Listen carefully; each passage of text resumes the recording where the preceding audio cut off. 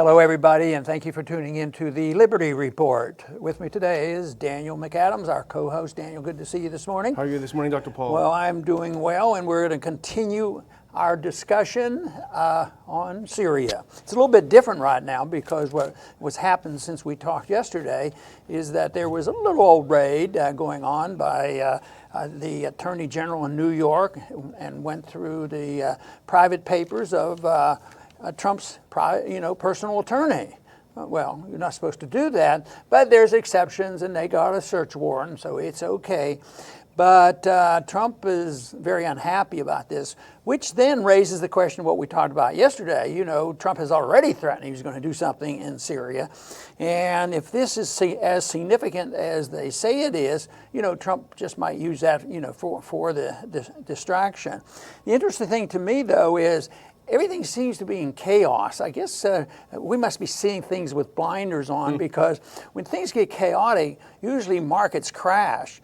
And of course, right now, all I see in the markets, they go up and they go down. Today, as we do the program, the stock market is up 500 points. So they're not worried about this. They're not worried about the Trump administration.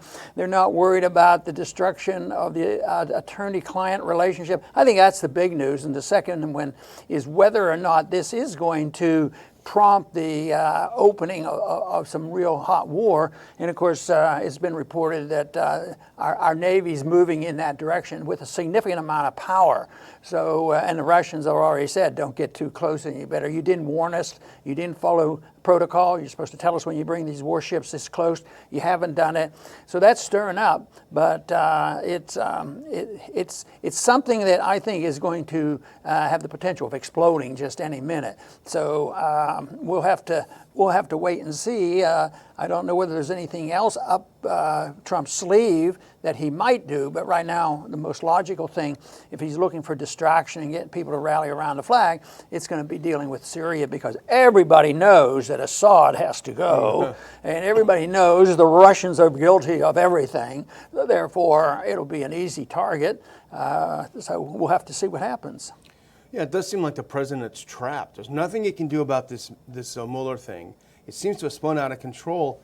I mean, maybe I'm wrong, Dr. Paul, but I thought this whole thing was supposed to be an investigation into whether the Trump campaign colluded with Russians to help get him elected. And now it's all about raiding his lawyer's house, looking for payoffs to prostitutes and that sort of thing. Isn't it a huge stretch? Well, I guess they're used to doing this. I mean, you ever think about some of that legislation we saw passed? Then when it gets into the administrative branch and into the regulatory branch, it's totally distorted and made so much bigger. So I guess this is what happens here. And it's been done before. I think even the investigation under Clinton, extended further along than Whitewater, the scandal with the housing. But yeah, I think this is dangerous. My opinion about this attorney-client relationship is pretty important. And if it's marginal, if it's borderline, it can go either way. Well, he might be a bad attorney, we have to do it. I say we should always err on the side of safety and the protection of personal liberty and not assume, well, we have to go on the side of, well, we can't let this guy get away, so we have to do it. But it brought up in my mind about the doctor-patient relationship and the safety you have in doctors talking with their patient. But that was destroyed when they passed this HIPAA law. Yeah. It protect everybody, the patient's privacy, and when you read the detail, what it did, it destroyed the patient's privacy. You had to send out more reports, and there's not much privacy in medicine. That's why this will have ramifications if they're able to do that. Somebody will use this as a test case. Oh, well, we are suspecting that the attorney might have done something like this, so therefore there is no such thing as an attorney-client relationship. What's privilege. interesting is Alan Dershowitz, the famed attorney. He's been known as a solid liberal. He was apparently a Clinton voter and that sort of thing. But he's come out on the same side as you have. He's very concerned about the client-lawyer privilege that's been apparently violated by this. Yeah, and I think that was. I like what he's doing because he was painted and we put him in one corner, but he's written a recent book. He's defended Trump on technicalities, not because he's a Republican now, this sort of thing.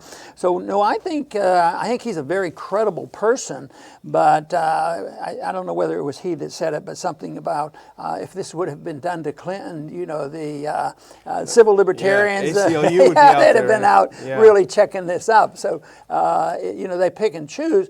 And the whole thing is the media's on the side of destroying Trump.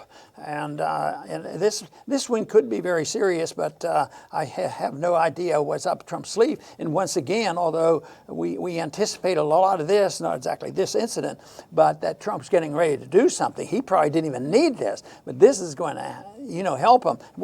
The trip he had scheduled for South America, he canceled that, and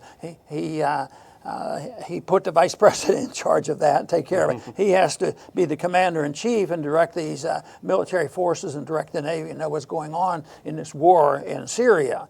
Well, why doesn't he call us up and ask us for our advice? Just bring him home. Let's quit this. Let's get out of the way. Yeah, he has. He skipped to the summit of the Americas, he says, to focus on Syria, which isn't a good sign. You can be sure that his neocon advisors are whispering in his ear, Mr. President, this is how you can divert attention from this. There's no question about it. But, you know, we like to give unsolicited advice to the president on this. But, you know, there's someone else who, I know our show is getting very popular, but he's got even more viewers. But he gave some unsolicited advice yesterday. And I think we have a tweet that's sort of related to what he said. But, you know, this is Tucker Carlson, who has done a terrific job. The 7 minutes of his monologue last night are historic. It went totally viral. He may have single-handedly stopped a war if one doesn't happen because of it. But here's what he tweeted. Okay, assume Assad used chlorine gas. Is it worth starting a war? Overthrowing Assad results in chaos. Thousands die. We might see genocide of one of the last Christian communities in the Mideast. Does it make us safer? Region more stable? How'd regime change in Iraq and Libya end up? Very good question. So he's saying, and on his monologue, which was terrific, he said, I don't buy it. You know, I'm very skeptical. But he's saying, okay, so what if he did? A couple of people died. It's terrible if that's what he, even everything they said is true, but thousands are going to die in retaliation for a few people dying in this? You know, when they were debating going into war against Iraq in there, I remember asking one of the neocons who was there presenting the case for it. I said, well, what if it doesn't go well? How much are you willing to spend? How many years will you stay? How many lives will you give up? If they were in a year and it's a total failure and we've lost 5,000 people, and I went through these statistics, what would you do? I tried to pin them down, of course. There wasn't one consideration. Even I said, well, what if you're there 5 years? Who would have ever believed we'd be there 15 years, you know? Yeah. But there was never anything that they would say, well, maybe we should think, well, maybe this is turning out to be a Vietnam, and maybe we should be more cautious. No, this was a different story, and they could handle it. And the other thing that hasn't been mentioned is enough in this little debate going on with Syria, and it should have been even months ago. Where does this authority come from? Why does the president have this authority? I don't think the president should have this much authority on trade bargaining. Trade is supposed to be a function of the Congress. But we have allowed our presidents to go to war. And of course, when they tried to slow the president down on going to war, they passed the War Powers Resolution after Vietnam. And all it did was it made it easier for them to go to war. They say, oh, he might say, well, we don't have troops on the ground. We just have special forces in there, a couple thousand. And, you know, they go on. And then besides, we don't have to do anything for 60 days. We can be there protecting our country and our Constitution. We don't have to have any restraints. So the efforts to slow this down actually backfired on them. So why don't they use the Constitution? That's what I say. You can't go to war without a declaration. But that is so old-fashioned that maybe Assad will get here before we can stop it. Yeah. We won't have enough time to declare war. And Saddam Hussein, you know, was about ready to bomb us and that stuff. And people just roll over on this. And of course, you have to put a lot of blame on the media. Yeah. So it's great to hear somebody like Tucker come up and put a little bit different perspective on a station that generally doesn't do that. So he's doing a great job in exposing the truth about what's happening. Absolutely. And so here's the scene as we started the show. The USS Donald Cook is steaming toward Tartus in Syria, which is a Russian naval base. Apparently they're within 100 kilometers which is close. The Russians, as you pointed out, have reportedly protest because they have not filed beforehand to let them know. There are reports that Russian planes have buzzed the ship or looking around. There are other reports that Russians are jamming some of the drones, the radar for the drones, the U.S. drones over Syria. Just before we lit up the show, there was word that the Organization for the Prevention of Chemical Weapons has agreed to send a mission to Duma, where this attack apparently reportedly took place, to do some investigating, which I think is would be a positive sign depending on the makeup of the group. But we know that so first of all, this place fell. The rebels were bussed out earlier, a few hours ago. All the jihadists were bussed out of this place that apparently supposedly was attacked. And so now it's been secured by the Syrian government. The Red Crescent was in there. The Russians were in there. They couldn't find any signs of an attack, at least according to press reports. Nobody in the hospital being treated for chemical attack. The locals that they've interviewed said they had no idea what they were talking about. And here's another interesting thing, because the Syrian Observatory for Human Rights, this is the source that has always been mentioned. If you anything about Syria from 2011 on, it's always been this group that they've quoted.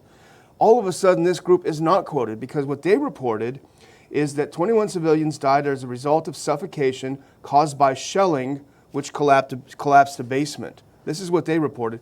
And no one's reporting it now because it doesn't fit the narrative. All of a sudden, they were the good guys because they were kind of pro-rebel. Now so what we're left with is the White Helmets reporting. That's the only reporting founded by a British spook, funded by the US and UK government. Very, very shady organization. They've been proven in the past to falsify claims of chemical weapons attacks. And this is what everything rests on. This incident with the Skripals essentially has been disproven. But they have no remorse. They have no conscience, because it only takes them a week that they quit talking about it and they go on to something else, and it's the same theme. Yeah. Oh, the Russians did it, the Russian did it.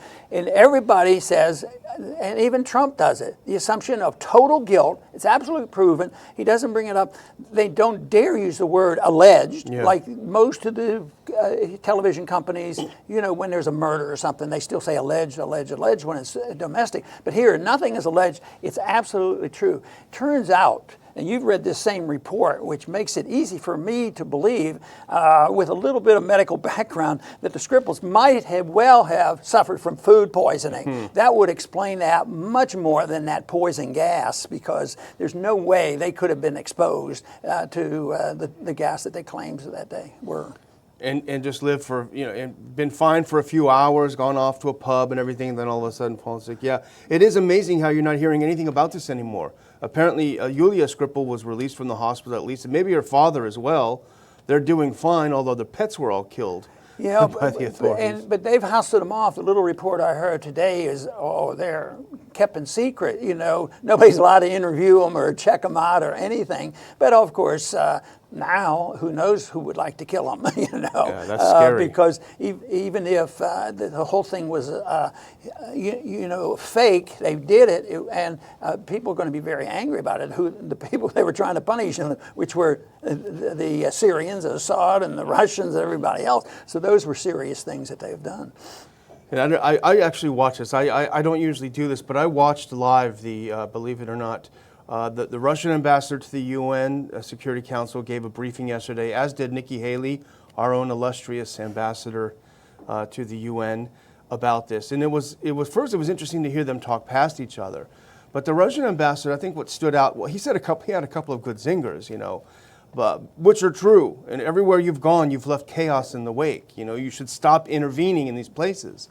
But he also made it very clear, I think, that the Russians are taking this very seriously. Mm-hmm. And so I would just close by, again, we had kind of a warning yesterday. Everyone that I've seen said that the White House switchboard was very difficult to get through. I definitely would call your representatives. I would call the White House, make it known, do whatever you can, because by the end of the day today, the president may just, hey, John, what should I do? Bomb him. Bombs away. So I'm making it sort of light of it, but it is very, very serious, very stressful. We have to do whatever we can to stop this horrible, horrible, unconscionable potential act by the president. Boy, I have to agree with your urging to contact the White House because the one thing is, I think he has to do something. Trump has to do something now. He's committed to doing something. Last go around, he dropped some bombs on a runway and didn't kill a lot of people. I think some people were killed. But now he says he's going to do something really, really big. Well, maybe if he hears more from the people, that he may tone it down and do a lot less, and it'll be less dangerous. Just remember when Obama threatened to do this bombing, he at least took a little bit of time and it was in the public and it was debated, and then he was going to take it and get permission from the Congress. So that is old-fashioned. That's way back, ancient, all the way back to Obama. They actually going to ask the Congress. By that time, there were enough people that lobbied Congress and they wouldn't vote for it, and he had to give up on it. And of course, the neocons said, well, that was the mistake he made. He should have this authority and he should have done it. Just totally ignore the Congress. And that's also the reason why we get involved in all these places, because what we're doing is so unconstitutional and so dangerous. And it's still, I've said this many times, that it really bugs me when you hear about people praising the military and coming to me and say, thank you, Ron, for your military service because you help protect our liberties and you help protect our Constitution. I would like to think that I've contributed a little bit since I've been out of the military and contributing something to this program that may have brought attention to our freedoms, our liberties, and our Constitution. But believe me, those troops over in Syria, and if Trump goes ahead and bombs, he is not protecting our liberties. He is not protecting our Constitution. He is not protecting our safety. He's not saving a nickel. It's dangerous. And the American people, I think, when they have the facts, they know this, and they would concede that what we best ought to do is to at least listen to what is this non-intervention stuff all about? Well, it's really complicated. It's mind your own business. You do that with your next door neighbor and you get along pretty well. You don't go in their house and tell them what to do and encroach on their property. So I'll tell you what, if you follow that, mind our own business, you're a non-interventionist because it doesn't make any sense, which means that you have to resist the temptation to listen to the demagogues who are the warmongers and the war profiteers, because when you listen to them, then you say, well, I guess they're right, they're really in charge, so we better do it. There is some danger, and we have to give up a little bit of our freedoms for our safety. Well, you don't. You never have to give up your liberty for your safety, and that has been, embedded in our mentality since the 9/11, and it's absolutely wrong. You don't have to give up liberty, because the more free you are, the safer you'll be, and the more prosperous you'll be, and the greatest amount of peace that you can achieve will be in a free society that gives up on interventionism. I want to thank everybody for tuning in today to the Liberty Report. Please come back soon.